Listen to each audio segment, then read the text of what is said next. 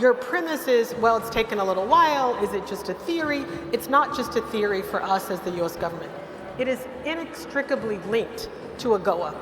What I have seen the last years, and where I believe we need to take mutual responsibility, is in public-private partnerships.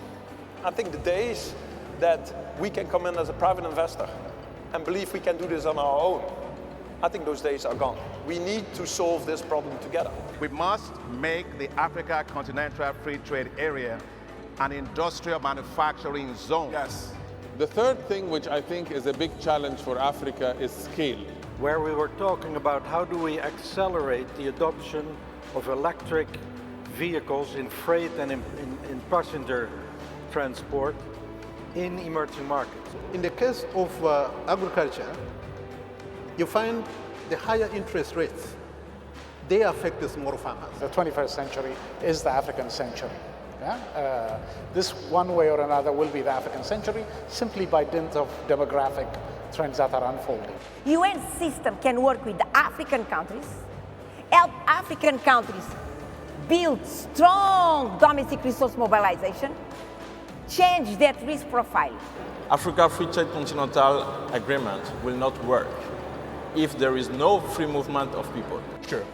Africa 50 is the institution that for the first time brought together 16 African pension funds to invest in Africa infrastructure, just to demonstrate to the world that Africa believes in Africa. This is the story of how everyone changed to care, and how people like us took back the light and used it to illuminate the books we read and write. Africa produces 1.1 billion tons of food.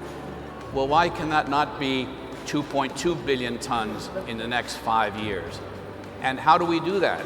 We have such an eminent panel, not just on the knowledge side, but also on the practice side. Today we only have less than 5% of people in the food system accessing commercial financing.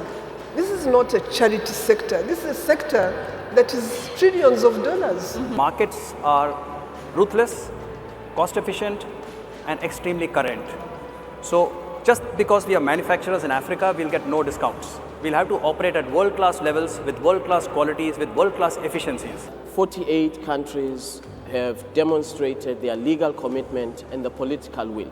Solving the issues around device financing and data costs for Africans is fundamentally important.